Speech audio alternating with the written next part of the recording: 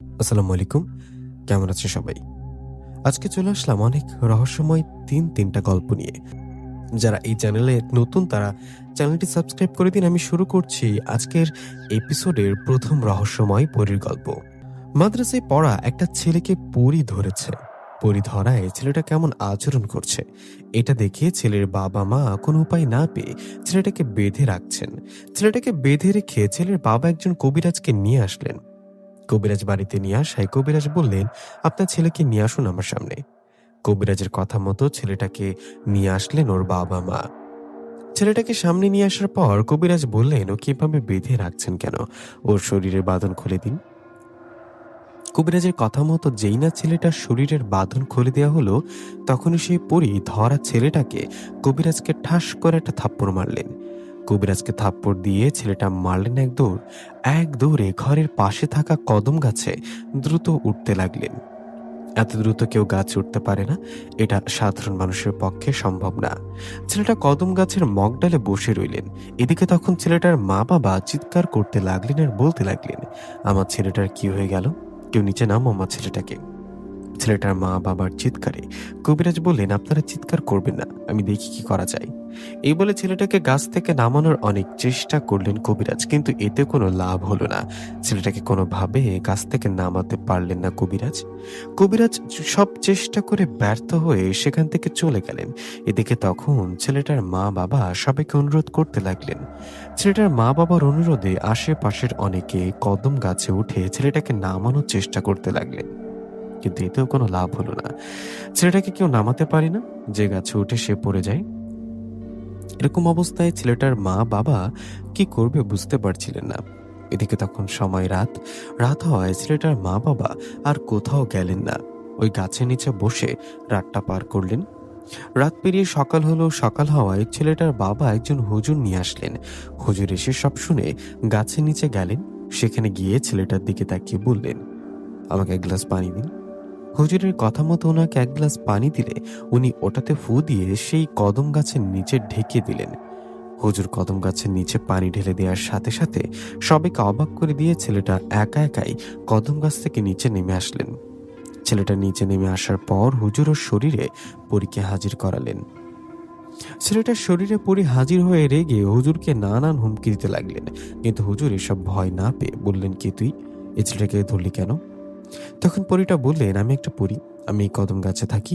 আমি এই ছেলেটাকে পছন্দ করি, ওকে আমার ভালো লাগে, তাই ওকে আমার সাথে করে জিনরাজে নিয়ে যাব। পরীর কথায় হুজুর বললেন, বললেই তো সবকিছু হয় না, তাই না? তোমরা জিন জাতি, আমরা মানুষ জাতি, ছেলেটাকে ছেড়ে দাও। তখন পরী বলেন, না, আমি ওকে ছাড়ব না, নিয়ে যাব। এই বলে হুজুর ও পরীর মাঝে অনেক তর্ক হয়। তর্কর এক সময় হুজুর পরীকে বাধ্য করেন ছেলেটাকে ছেড়ে যেতে।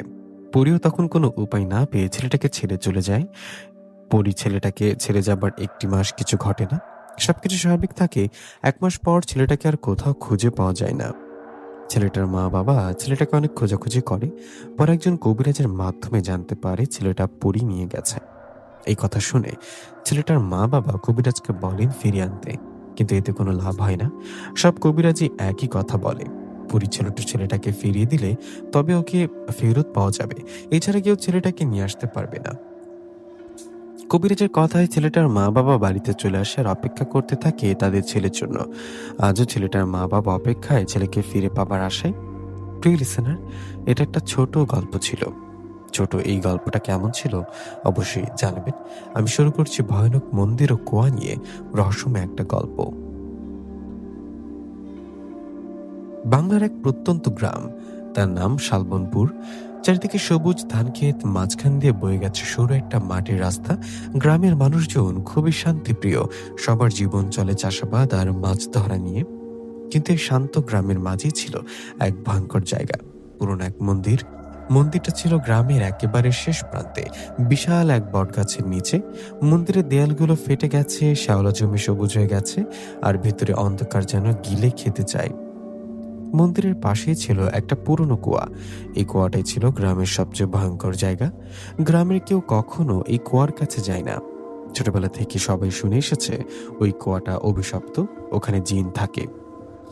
গ্রামের বয়স্ক লোকজন প্রায় বাচ্চাদের বলতো, সন্ধ্যার পর এই মন্দিরের দিকে যাস না, কুয়া ডাক দিলে সাড়া দিবি না। কিন্তু কেন? এই প্রশ্নের উত্তর কেউ স্পষ্ট করে বলতে পারতো না। শুধু বলা হতো অনেক বছর আগে ওই মন্দিরে এক তান্ত্রিক সাধনা করত। তারপর এক রাতে ভয়ঙ্কর কিছু ঘটে, আর তারপর থেকেই জায়গাটা অভিশপ্ত হয়ে যায়। একদিন বিকেলে গ্রামের কয়েকটা বাচ্চা খেলতে খেলতে চলে যায় মন্দিরের কাছাকাছি। তাদের মধ্যে ছিল রফিক, বাবলু আর ছোট্ট সামি।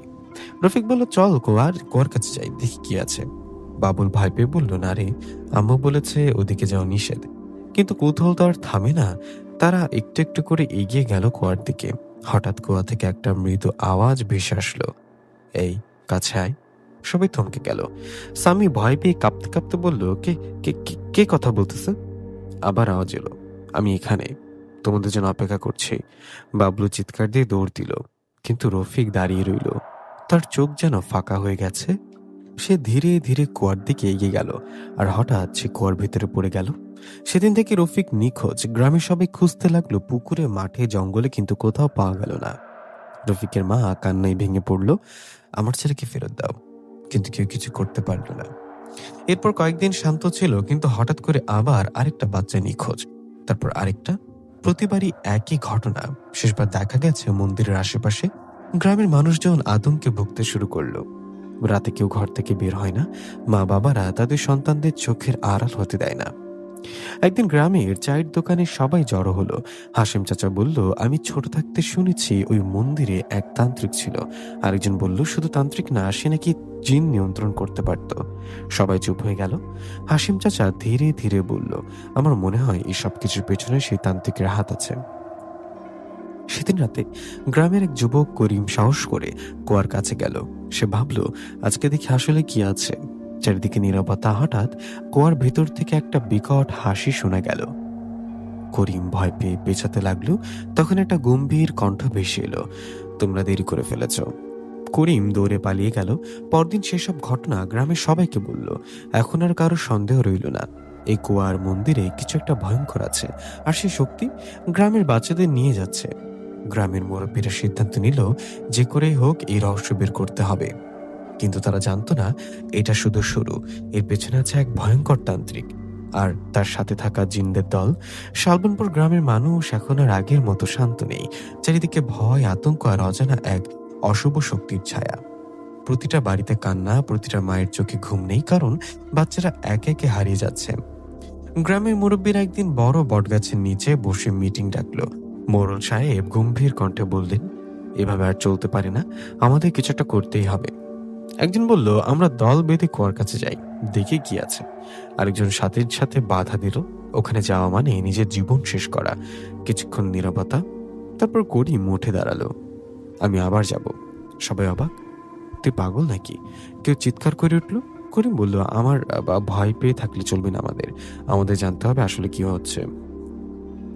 শেষের সিদ্ধান্ত হলো, রাতে কয়েকজন সাহসী যুবক মিলে কুয়ার কাছে যাবে। রাত অনেক গভীর হয়ে গেল। চারিদিকে শুধু ঝিঝি পোকার ডাক। করিম, সোহেল, রহিম এই তিনজন লাঠি আর টর্চ নিয়ে ধীরে ধীরে এগিয়ে গেল মন্দিরের দিকে।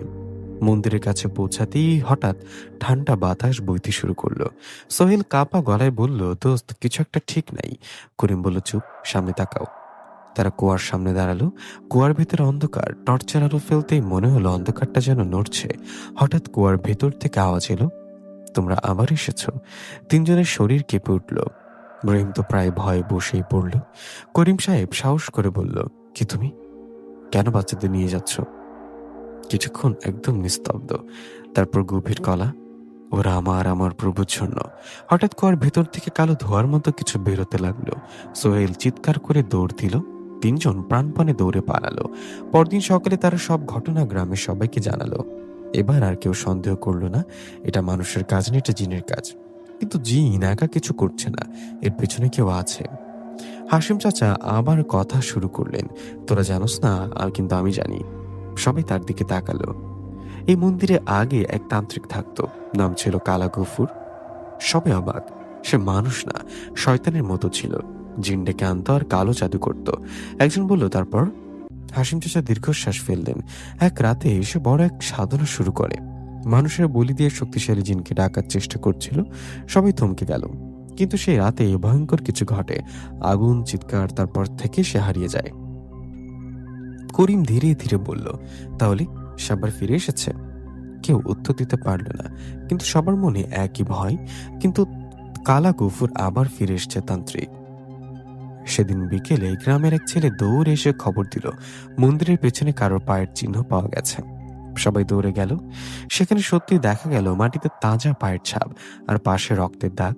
রাতে গ্রামের এক বৃদ্ধা স্বপ্নে দেখল একজন কালো কাপড় পরা মানুষ মন্দিরের সামনে দাঁড়িয়ে আছে। তার চারপাশে আগুন আর কুয়ার ভিতর থেকে বাচ্চাদের কান্না। লোকটা হাসছে, আরো লাগবে, আরো বলি লাগবে। বৃদ্ধা ঘুম ভেঙে চিৎকার করে উঠল। পরদিন সকালে গ্রামবাসী রেগে আগুন হয়ে গেল। মোড়ল বলল, যে হোক, মানুষ বা জিন আমরা আজই শেষ করব। সবাই লাঠি দা আগুন নিয়ে প্রস্তুত হলো। করিম বলল, আজ মন্দিরে আমরা ঢুকবো। সবাই একসাথে চিৎকার করলো, হ্যাঁ। সন্ধ্যা নামছে। গ্রামবাসীরা দল বেঁধে মন্দিরের দিকে যাচ্ছে। হঠাৎ মন্দিরের ভিতর থেকে আলো জ্বলে উঠল, আর ভেসে এলো সে ভয়ঙ্কর হাসি। তোমরা নিজেরাই চলে আসছো। সন্ধ্যা নামার সাথে সাথে শালবনপুর গ্রামের পরিবেশ একেবারে বদলে গেল। আকাশে কালো মেঘ জমেছে, হালকা বাতাস বইছে, আর গ্রামের মানুষজন হাতে লাঠি দা মশাল নিয়ে এগিয়ে যাচ্ছে সেই অভিশপ্ত মন্দিরের দিকে। আজ তাদের চোখে ভয় নেই, আছে শুধু রাগ আর প্রতিশোধের আগুন। মন্দিরের সামনে পৌঁছতেই সবাই থমকে দাঁড়ালো। ভেতর থেকে লালচে আলো বের হচ্ছে, আর শোনা যাচ্ছে মন্ত্র পড়ার শব্দ। ওম কালো শক্তি জাগো। করিম ধীরে ধীরে বলল, সবাই সাবধানে থাকো। মোড়ল চিৎকার করে বলল, আজ এই শয়তানের শেষ। ধীরে ধীরে তারা মন্দিরের ভেতরে ঢুকলো। ভেতরের দৃশ্য দেখে সবাই স্তব্ধ। মন্দিরের মাঝখানে একটা বড় আগুন জ্বলছে। আগুনের চারপাশে আঁকা অদ্ভুত সব চিহ্ন, আর সে আগুনের সামনে দাঁড়িয়ে আছে একজন কালো কাপড় পরা তান্ত্রিক। তার চুল এলোমেলো, চোখ লাল, মুখে ভয়ঙ্কর হাসি। তান্ত্রিক ধীরে ধীরে ঘুরে দাঁড়ালো। অবশেষে তোমরা এলে। তার কণ্ঠে ছিল অদ্ভুত শক্তি। করিম চিৎকার করে বলল, তুই বাচ্চাদের কোথায় লুকিয়ে রাখছিস? তান্ত্রিক হেসে উঠল, ওরা ওরা এখন আর তোমাদের না, ওরা আমার প্রভুর জন্য উৎসর্গ। সবাই রেগে উঠল। মোড়ল বলল, আজ তোকে বাঁচতে দেব না। হঠাৎ তান্ত্রিক হাত তুলে কিছু মন্ত্র পড়তে লাগলো, আর আমার সৈন্যরা এক মুহূর্তে মন্দিরের চারপাশ অন্ধকার হয়ে গেল। তারপর কালো ধোয়া থেকে একে একে জিন বেরোতে লাগলো। তাদের চোখ জ্বলছে, শরীর ধোয়ার মতো। গ্রামবাসীরা ভয়ে পিছিয়ে গেল। রহিম কাঁপতে কাঁপতে বলল, এরা এরা জিন। একটা জিন হঠাৎ সামনে এসে এক লোককে ধাক্কা দিল। লোকটা দূরে ছিটকে পড়ে অজ্ঞান হয়ে গেল। সবাই আতঙ্কে চিৎকার শুরু করলো। করিম সাহস করে লাঠি দিয়ে জিনকে আঘাত করলো, কিন্তু লাঠি তার ভেতর দিয়ে চলে গেল। জিন হেসে উঠল, মানুষ, তুমি কিছু করতে পারবে না। তান্ত্রিক আবার মন্ত্র পড়তে লাগলো। হঠাৎ মাটিতে আগুনের রেখা তৈরি হলো। গ্রামবাসীরা আটকে গেল। মোড়ল চিৎকার করে বলল, আমরা ফাঁদে পড়েছি। তান্ত্রিক ধীরে ধীরে সামনে এগিয়ে এলো। তোমরা খুব বড় ভুল করেছ, এখানে এসো। করিম দাঁত চেপে বলল, তুই কেন এসব করছিস? তান্ত্রিকের চোখ জ্বলে উঠল, আমি অমর হতে চাই, আর তার জন্য দরকার বলি, অনেক বলি। সবে স্তব্ধ। এই কুয়া, এই মন্দির সব আমার শক্তির উৎস। ঠিক তখনই মন্দিরের এক কোণ থেকে একটা ছোট্ট কান্নার শব্দ এলো। সবাই তাকালে, একটা বাচ্চা বাঁধা অবস্থায় পড়ে আছে। করিম চিৎকার করে বলল, ওরা বেঁচে আছে। সবাই নতুন করে সাহস পেল। গ্রামবাসীরা একসাথে চিৎকার করে সামনে এগিয়ে গেল, ধরো ওকে। তান্ত্রিক রেগে গিয়ে জোরে মন্ত্র পড়তে লাগলো। জিনগুলো আরো ভয়ঙ্কর হয়ে উঠলো, কিন্তু এবার গ্রামবাসীরা থামলো না। একজন মশাল ছুঁড়ে মারলো তান্ত্রিকের দিকে। আগুন ছড়িয়ে পড়ল চারিদিকে। পরিস্থিতি খারাপ দেখে তান্ত্রিক হঠাৎ পিছিয়ে গেল। আজ না, কিন্তু আমি আবার আসবো। এই বলে সে কুয়ার দিকে দৌড় দিল। এক লাফে কুয়ার ভিতরে ঝাঁপ দিল। সবাই হতবাক। জিনগুলো এক এক অদৃশ্য হয়ে গেল। গ্রামবাসীরা দ্রুত বাচ্চাটাকে উদ্ধার করলো, কিন্তু যার আগেই হারিয়ে গেছে তাদের কোনো খোঁজ পাওয়া গেল না। মোড়ল গম্ভীর কণ্ঠে বলল, ও এখনো বেঁচে আছে। করিম বলল, হ্যাঁ, আর সে আবার ফিরে আসবে। সে রাতে কুয়ার ভেতর থেকে আবার সে ভয়ঙ্কর কণ্ঠ শোনা গেল, আমি ফিরব। তান্ত্রিক কালা গফুর কুয়ার ভেতরে ঝাঁপ দেওয়ার পর যেন পুরো গ্রাম হঠাৎ শান্ত হয়ে গেল। মন্দিরের আগুন নিভে গেছে, জিনগুলো অদৃশ্য, চারিদিকে শুধু নীরবতা। কিন্তু এই নীরবতাই যেন আরো ভয়ঙ্কর। পরদিন সকালে গ্রামের মানুষজন আবার একত্র হলো। সবাই স্বস্তির নিঃশ্বাস ফেললেও মনে ভয় রয়ে গেছে। মোড়ল বললেন, মনে হয় আপদ আপাতত গেছে। কিন্তু করিম মাথা নেড়ে বলল, না, সে বেঁচে আছে। আমি তার চোখে দেখেছি, সে আবার আসবে। কে কিছু বলল না, কারণ সবাই মনে মনে জানে করিম ঠিকই বলেছে। যে বাচ্চাটাকে উদ্ধার করা হয়েছিল তার নাম ছিল মিলন। সে কয়েকদিন কথা বলতে পারছিল না। চোখে শুধু ভয়। একদিন তার মা তাকে জিজ্ঞাসা করলো, বাবা কি হয়েছিল ওখানে? মিলন কাঁপতে কাঁপতে বলল, ওখানে অনেক বাচ্চা আছে। সবাই চমকে উঠল। তারা কাঁদে আর একজন মানুষ, কালো মানুষ হাসে। মিলনের কথা শুনে গ্রামবাসীদের গায়ে কাঁটা দিয়ে উঠল। তাহলে সব বাচ্চা মারা যায়নি? তারা কি এখনো কোথাও বন্দি? করিম বলল, আমাদের ওদের খুঁজে বের করতে হবে। গ্রামবাসীরা সিদ্ধান্ত নিল মন্দির আর কুয়ার চারপাশে কেউ যাবে না। সেখানে বাঁশ দিয়ে বেড়া দেওয়া হলো। দিনে রাতে পাহারা বসানো হলো, কিন্তু রাত নামলেই পাহারাদাররা অদ্ভুত কিছু অনুভব করে। এক রাতে পাহারা দিচ্ছিল রহিম আর সোহেল। হঠাৎ তারা শুনতে পেল কুয়ার ভেতর থেকে ফিসফিস আওয়াজ, আমাদের বাঁচাও। রহিম কাঁপতে কাঁপতে বলল, তুই শুনছিস? সোহেল মাথা নেড়ে বলল, হ্যাঁ, এটা এটা বাচ্চাদের গলা। হঠাৎ একটা হাত কুয়ার ভেতর থেকে বের হয়ে এলো। তারা চিৎকার করে দৌড়ে পালালো। এরপর থেকে গ্রামের অনেকেই বলতে লাগলো, রাতে কেউ যেন তাদের দেখে। ঘরের বাইরে ছায়া নড়ে, জানলার পাশে দাঁড়িয়ে থাকে কেউ, কিন্তু কাছে গেলে কিছুই থাকে না। ধীরে ধীরে সময় কেটে যায়। 1 বছর পার হয়ে গেল। এই 1 বছর আর কোনো বাচ্চা নিখোঁজ হয়নি। গ্রাম আবার একটু একটু করে স্বাভাবিক হতে শুরু করলো। মানুষ ভাবতে লাগলো হয়তো সব শেষ। গ্রামে আবার উৎসব শুরু হলো। বিয়ে, আনন্দ, হাসি, সবকিছু যেন আগের মতো। কিন্তু করিম এখনো সতর্ক। সে প্রায় বলে, এই শান্তি আসলে না, এটা ঝড়ের আগে নীরবতা। এক রাতে গ্রামের এক যুবতী মেয়ে নাম আয়েশা হঠাৎ নিখোঁজ হয়ে গেল। সবাই অবাক, কারণ এতদিন তো কিছু হয়নি। তারপর আরেকজন মেয়ে হারিয়ে গেল। এবার আর কারোর বুঝতে বাকি রইল না তান্ত্রিক ফিরে এসেছে। কিন্তু এবার তার টার্গেট যুবতী মেয়েরা। একজন বৃদ্ধা বলল, আগে সে বাচ্চা নিয়ে যেত, এখন মেয়ে কেন? হাসিম চাচা বলল, সে এখন আরো বড় শক্তি চায়, আর এই জন্য দরকার নতুন বলি।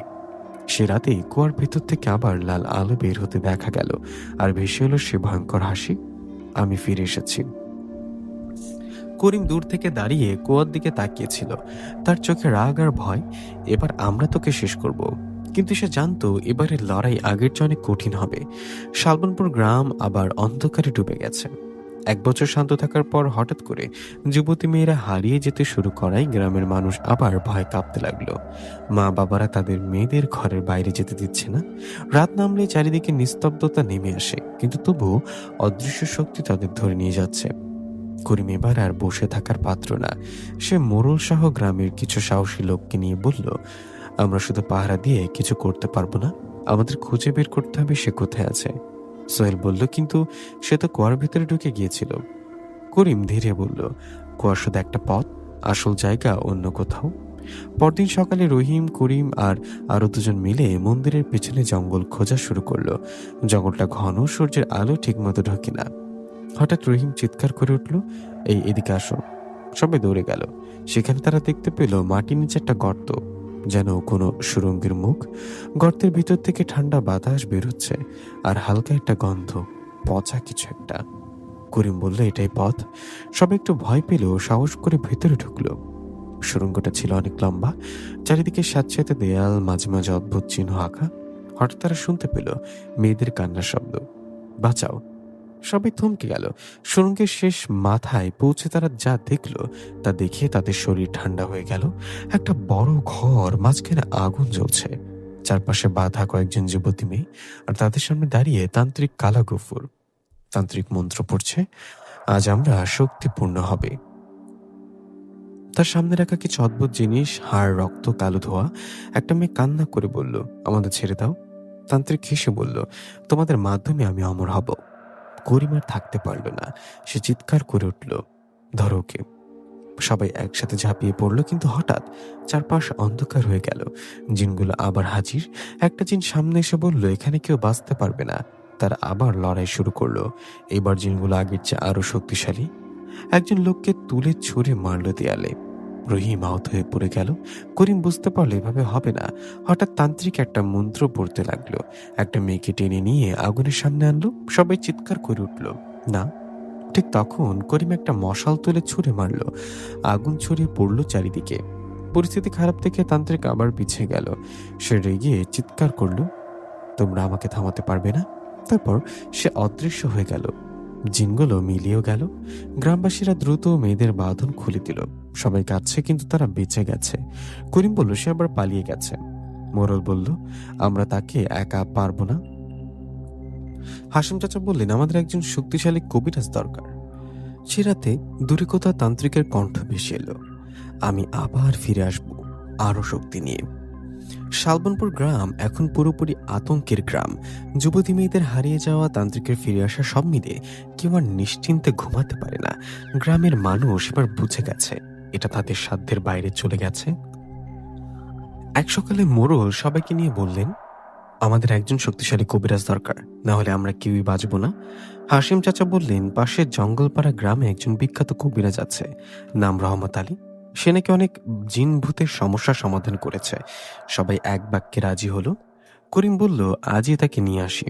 পরদিন বিকেলে করিম রহিম কবিরাজ রহমত আলীকে নিয়ে এলো। তিনি অনেক বয়স্ক, সাদা দাড়ি, হাতে তাবিজ ঝোলা। গ্রামের সবাই তাকে ঘিরে ধরল। তিনি চারিদিকে তাকিয়ে ধীরে বললেন, এই গ্রামে খুব ভয়ঙ্কর অশুভ শক্তি আছে। কবিরাজকে নিয়ে সবাই গেল মন্দির আর কুয়ার সামনে। তিনি চোখ বন্ধ করে কিছুক্ষণ দাঁড়িয়ে থাকলেন। হঠাৎ তার শরীর কেঁপে উঠল। এটা খুবই শক্তিশালী, খুব পুরনো শক্তি। করিম জিজ্ঞাসা করল, আপনি পারবেন? কবিরাজ কিছুক্ষণ চুপ থেকে বললেন, চেষ্টা করব, কিন্তু সহজ হবে না। সে রাতে কবিরাজ কুয়ার সামনে আসন বসালেন, চারিদিকে মাটি দিয়ে চিহ্ন আঁকলেন, আগুন জ্বালালেন, মন্ত্র পড়তে শুরু করলেন। গ্রামবাসীরা দূরে দাঁড়িয়ে দেখছে। হঠাৎ কুয়ার ভেতর থেকে প্রচন্ড বাতাস বেরোতে লাগলেন, আগুন কাঁপতে লাগলো। কবিরাজ জোরে মন্ত্র পড়তে লাগলেন, বিসমিল্লাহ। এক মুহূর্তে চারপাশ অন্ধকার হয়ে গেল। কালো ধোয়ার মতো জিনগুলো আবার হাজির। একটা জিন গর্জে উঠল, এখান থেকে চলে যাও।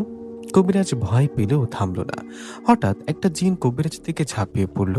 তিনি তাবিজ তুলে ধরলেন, জিনটা পিছিয়ে গেল, কিন্তু কয়েকটা জিনও একসাথে আক্রমণ করলো। হঠাৎ কবিরাজ চিৎকার করে উঠলেন, তিনি মাটিতে পড়ে গেলেন। তার মুখ থেকে রক্ত বেরোতে লাগলো। গ্রামবাসীরা দৌড়ে সে তাকে তুলে নিল। কবিরাজ কষ্ট করে বললেন, আমি পারবো না। সবাই স্তব্ধ। এই তান্ত্রিক খুব শক্তিশালী, তার জিনগুলো আমার চেয়ে অনেক বেশি শক্তিশালী। গ্রামের মানুষ হতাশ হয়ে পড়ল। মোড়ল মাথায় হাত দিয়ে বসে পড়লেন, তাহলে আমরা কি করব? কবিরাজ ধীরে বললেন, তোমরা সাবধান থাকো, সে এখন আরো শক্তিশালী হচ্ছে, আর যদি তাকে থামাতে না পারো পুরো গ্রাম ধ্বংস হয়ে যাবে। সে রাতেই আবার একটা মেয়ে নিখোঁজ হয়ে গেল। গ্রাম জুড়ে কান্না শুরু হলো। কবিরাজ দাঁত চেপে বলল, যেভাবে হোক আমি ওকে শেষ করব। কিন্তু সে জানতো এটা তার একার পক্ষে সম্ভব না। দূরে কোথাও তান্ত্রিক কালা গফুর অন্ধকারে দাঁড়িয়ে আছে, তার চোখ জ্বলছে, চারপাশের জিনগুলো ঘুরছে। সে হাসছে, এখন কেউ আমাকে থামাতে পারবে না। শালবনপুর গ্রাম যেন এখন মৃত্যুর অপেক্ষায় বসে আছে। কবিরাজ রহমত আলীর ব্যর্থতার পর মানুষের মনে আর কোনো সাহস নেই।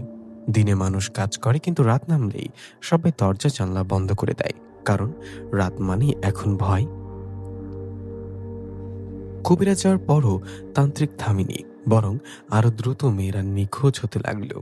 প্রতিটা ঘটনার পর শুধু একটা কথাই শোনা যায়, কেউ দেখেনি, কেউ কিছু জানে না। মোড়ল হাত ছাড়লেন না। তিনি পাশের কয়েকটা গ্রামে লোক পাঠালেন, একজন, দুজন, তিনজন, এভাবে আরো কয়েকজন কবিরাজ আনা হলো। দ্বিতীয় কবিরাজ এসে আত্মবিশ্বাসের সাথে বললেন, এইসব আমার কাছে কিছুই না। তিনি মন্দিরের সামনে আসন বসালেন, মন্ত্র পড়া শুরু করলেন, কিন্তু কিছুক্ষণ পরই তার গলা বন্ধ হয়ে গেল। চোখ উল্টে গিয়ে মাটিতে পড়ে গেলেন। সবাই ভয় পেয়ে গেল। তৃতীয় কবিরাজ একটু ভিন্ন রকম। তিনি বললেন, এটা শুধু জিনের কাজ না, এখানে শয়তানিক শক্তি আছে। তিনি বিশেষ এক তাবিজ তৈরি করলেন, কিন্তু যখন তিনি কুয়ার কাছে গেলেন, হঠাৎ বাতাস জোরে বইতে শুরু করলো। তার তাবিজ ছিঁড়ে গেল। তিনি দৌড়ে পালিয়ে গেলেন। এভাবে একের পর এক কবিরাজ ব্যর্থ হতে লাগলো। কেউ টিকতে পারল না। গ্রামের মানুষ বুঝে গেল এটা সাধারণ কিছু না। করিম একা বসেছিল, তার মাথায় একটা প্রশ্ন ঘুরছে, কেন কেউ পারছে না? হঠাৎ সে বলল, আমাদের এমন কাউকে দরকার যার শক্তি খুব, যে শুধু জিনের বিরুদ্ধে না, তার চেয়েও বেশি। ঠিক তখন গ্রামের এক বৃদ্ধ এগিয়ে এসে এলেন। তিনি বললেন, আমি একজনের কথা জানি। সবাই তাকালো। অনেক দূরের এক মাদ্রাসা একজন হুজুর আছেন, নাম হাফিজ আব্দুল কাদের। বৃদ্ধ বললেন, তিনি শুধু আলেম না, তিনি অনেক বড় শক্তির অধিকারী। অনেক জায়গায় গিয়ে জিন শয়তানের সমস্যা সমাধান করেছেন। মোড়ল বললেন, তাহলে দেরি কেন, তাকে নিয়ে আসতে হবে। করিম আরো দুজন রওনা দিল সে হুজুরকে আনতে।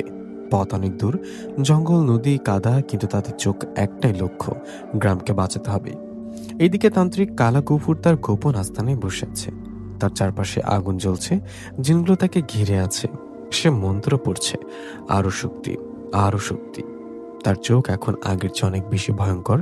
একটা জিন তাকে বলল, তোমার শক্তি প্রায় পূর্ণ, তান্ত্রিক হেসে বলল, আর মাত্র কিছু বলি, তারপর কেউ আমাকে আর থামাতে পারবে না। এদিকে করিমরা পৌঁছে গেল সেই মাদ্রাসায়। হুজুর তাদের কথা শুনে চুপ হয়ে গেলেন। তারপর ধীরে বললেন, তোমরা দেরি করে ফেলেছ। সবাই থমকে গেল, কিন্তু এখনো সময় আছে, যদি আল্লাহ চান। করিমদের কথা শুনে হাফিজ আব্দুল কাদের হুজুর কিছুক্ষণ চুপ করে বসে রইলেন। তার চোখে ছিল গভীর চিন্তা। তারপর তিনি ধীরে বললেন, এই তান্ত্রিক শুধু সাধারণ কালো জাদু করে না, সে জিনদের শক্তিকে ব্যবহার করছে। এটা খুব বিপজ্জনক। করিম কাপা গলায় বললেন, সবকিছু আল্লাহর ইচ্ছা, আমি চেষ্টা করব। পরদিন সকালে হুজুর করিমদের সাথে শালবনপুর গ্রামের উদ্দেশ্যে রওনা দিলেন। পথে যেতে যেতে তিনি কিছু আয়াত পড়ছিলেন। চারদিকে এক অদ্ভুত শান্তি নেমে এসেছিল। করিম মনে মনে ভাবল, হয়তো এবার সত্যি কিছু হবে। গ্রামে পৌঁছাতে সবাই হুজুরকে ঘিরে ধরল। কারোর চোখে আশা, কারোর চোখে ভয়। মোরল একসাথে বললেন এসে, হুজুর আমাদের গ্রামটাকে বাঁচান। হুজুর চারিদিকে তাকিয়ে ধীরে বললেন, এই জায়গায় অশুভ শক্তির আস্তানা গড়ে উঠেছে। হুজুর সরাসরি চলে গেলেন সেই মন্দির আর কুয়ার সামনে। তিনি কুয়ার দিকে তাকিয়ে কিছুক্ষণ চুপ করে থাকলেন। হঠাৎ তার কণ্ঠ কঠিন হয়ে গেল, তুই বের হয়ে আয়। সবে অবাক। হঠাৎ কুয়ার ভিতর থেকে প্রচন্ড শব্দ হলো। বাতাস জোরে বইতে লাগলো। চারিদিকে অন্ধকার ছড়িয়ে পড়ল। এই মুহূর্তে কালো ধোয়ার মতো কয়েকটা জিন বের হয়ে এলো। তারা হুজুরের দিকে তাকিয়ে গর্জে উঠল, এই জায়গা ছেড়ে চলে যাও। হুজুর চোখ বন্ধ করে উচ্চস্বরে আয়াত পড়তে লাগলেন। তার কণ্ঠে ছিল দৃঢ়তা। একটা আলো যেন তার চারপাশে ছড়িয়ে পড়ল। জিনগুলো পিছিয়ে যেতে লাগলো। একটা জিন হঠাৎ আক্রমণ করতে গেল, কিন্তু কাছে আসতেই যেন অদৃশ্য দেয়াল আটকে গেল। সে চিৎকার করে উঠল। হুজুর বললেন, তোমাদের জায়গা এখানে না, ফিরে যাও। ঠিক তখন কুয়ার ভেতর থেকে ধোঁয়া উঠতে লাগলো, আর ধীরে ধীরে বের হয়ে এলো তান্ত্রিক কালা কুফুর। তার চোখ লাল, মুখে ভয়ঙ্কর হাসি। অবশেষ একজন যোগ্য প্রতিপক্ষ পেলাম। হুজুর শান্ত গলায় বললেন, তুই যা করছিস তা বন্ধ কর, নইলে এর ফল ভালো হবে না। তান্ত্রিক হেসে উঠল, আমাকে থামাবে তুই? তান্ত্রিক মন্ত্র পড়তে লাগলো। চারপাশে আগুন জ্বলে উঠল। জিনগুলো আবার শক্তিশালী হয়ে উঠল। হুজুর আয়াত পড়তে লাগলেন। দুই শক্তির মধ্যে সংঘর্ষ শুরু হলো। মাটি কাঁপছে, বাতাস ঘুরছে, মানুষ দূরে দাঁড়িয়ে কাঁপছে। করিম বললে, এটা একটা অন্যরকম লড়াই। কিছুক্ষণ পর হঠাৎ তান্ত্রিক পিছিয়ে গেল। সে বুঝলো হুজুর সহজ প্রতিপক্ষ না। সে বলল, আজ নয়, শেষ যুদ্ধ হবে পরে। তারপর আবার কুয়ার ভেতর মিলিয়ে গেল। জিনগুলো অদৃশ্য হয়ে গেল। সব শান্ত হয়ে গেলে হুজুর বললেন, সে এখনো পুরোপুরি শক্তি পায়নি, তাই পালিয়েছে। করিম জিজ্ঞাসা করলো, তাহলে? হুজুর বললেন, চূড়ান্ত লড়াই এখনো বাকি। সে রাতে কুয়ার ভেতর থেকে আবার মৃদু আওয়াজ এলো, আমি প্রস্তুত হচ্ছি। আর দূরে দাঁড়িয়ে হুজুর আকাশের দিকে তাকিয়ে বললেন, আমরা প্রস্তুত। শালবনপুর গ্রামে এখন এক অদ্ভুত নীরবতা। ঝড়ের আগে যেমন চারিদিক থেমে যায়, ঠিক তেমনই সবাই বুঝতে পারছে ভয়ঙ্কর কিছু সামনে আসছে।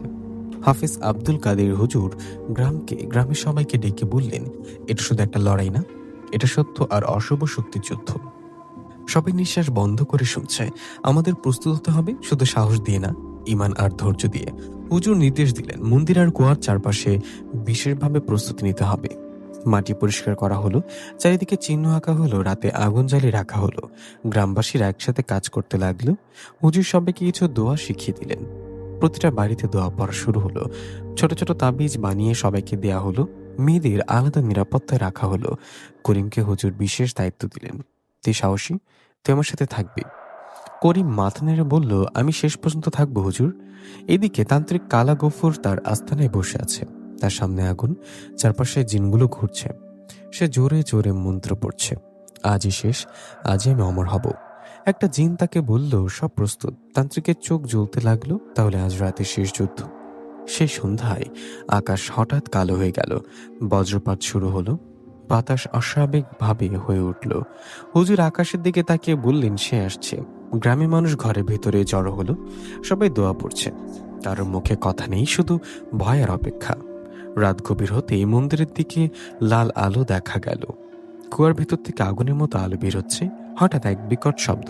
কুয়ার ভেতর থেকে বের হয়ে এলো তান্ত্রিক কালা গফুর। আজ তার রূপ আরো ভয়ঙ্কর। চোখে আগুন, চারপাশে কালো ধোয়া, তার সাথে ডজন ডজন জিন। হুজুর সামনে দাঁড়িয়ে বললেন, আজ তো শেষ দিন। তান্ত্রিক হেসে উঠল, আজ আমি অমর হব, কেউ আমাকে থামাতে পারবে না। তান্ত্রিক মন্ত্র পড়তেই জিনগুলো একসাথে আক্রমণ করলো। হুজুর আয়াত পড়তে লাগলেন। চারিদিকে আলো আর অন্ধকারের সংঘর্ষ শুরু হলো। মাটি কাঁপছে, গাছ দুলছে, বাতাস ঝড়ের মতো বইছে। করিম লাঠি নিয়ে দাঁড়িয়ে আছে, কিন্তু বুঝতে পারছে এটা সাধারণ লড়াই না। হুজুর জোরে বললেন, সবাই দূরে থাকো। তিনি চোখ বন্ধ করে আরো জোরে দোয়া পড়তে লাগলেন। তার চারপাশে আলো ছড়িয়ে পড়ল। তান্ত্রিক রেগে গিয়ে চিৎকার করলো, না, এটা হতে পারে না।